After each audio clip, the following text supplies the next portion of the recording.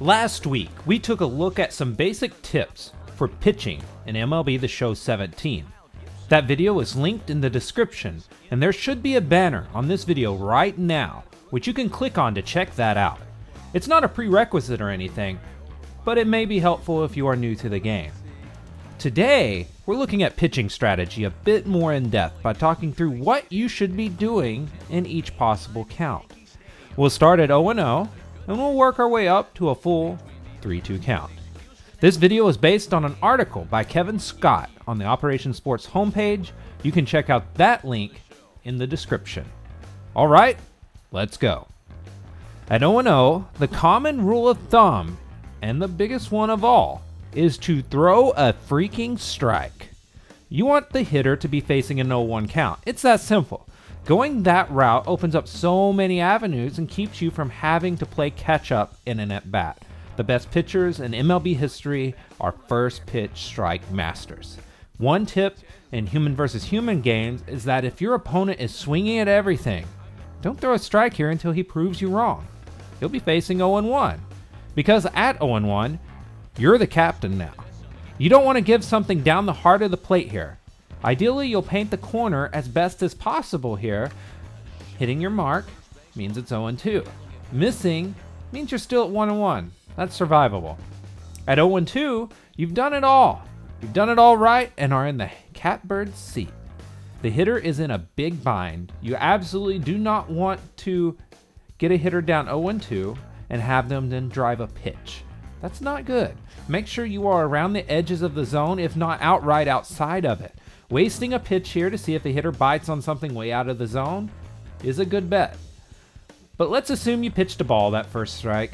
At 1-0, well, you don't need to panic, but you do have to throw a strike here. You have to throw a strike. Making sure you're hitting the zone is important, but you also don't want to hit the zone with too much meat. That's a good way to see the ball leave the ballpark. At 1-1, you've officially reset the at-bat. I like to consider this the 2 strikes, 3 balls at bat now. This is a good situation to still paint the corner of the zone, but again, getting a strike is pretty important here. It's not as big of a problem as falling behind 1-0, but you still need to ensure you're on the right track. If you get a strike and end up at 1-2, you are in a good strikeout position. You have options here. You can throw a waste pitch again, or as they say in Mortal Kombat, finish him. That is throwing a pitch that's hard to hit at the edges of the zone to punch the batter out and set him down. At 2-1, however, you are once again in a pickle as a pitcher. This is a big pitch. Miss and you are in danger of putting a guy on and the pressure is all on you. You want to hit your spot here, and typically that involves a pitch that's down in the zone and harder to hit. If you have the confident pitcher on the mound, this is where you can stage your comeback. But if your guy is shaky, the at-bat probably comes unraveled here. At 2-2, you're back to even. That's good. You have the batter with 1 strike left and you with 2 balls to play with. This is a good position to be in. You don't waste a pitch here. Whatever you throw has to be a strike. Depending on your confidence, this can be an attempt at painting a corner, or it can be a strike in a new location in the zone. If you do miss, you do have another pitch, but the margin for error is low.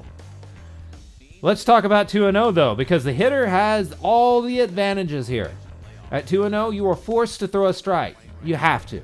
There's no other option. This is the home run count because a hitter knows you have to throw him something over the plate. A good hitter sits and waits for the fastball to drive. A bad hitter still knows a strike is coming. You want to make sure whatever you throw is a strike. It doesn't have to be a fastball, but this isn't the count to put up your worst pitch. If you are a particularly unlucky sap and you're missing pitches and are at 3-0, it's time to just throw a fastball over the plate. If your changeup is good, that's a good idea here too. Mixing up your 3-0 pitches between fastball and changeup does add uncertainty to a hitter. But most good ones aren't swinging here anyways. They have pitches to work with and, well, you don't. If you get a strike at 3-0, 3-1 is still a major hitter's count. You have to throw 2 strikes to retire the batter, and you really can't miss for a ball because the batter ends up on base. This is yet another home run count to me. If you can get something other than a fastball over for a strike here, do it. If you can't, well, throw it in a position you think the hitter will struggle most with and pray. Might work. If you end up in the proverbial full count, 3-2, this is the payoff pitch.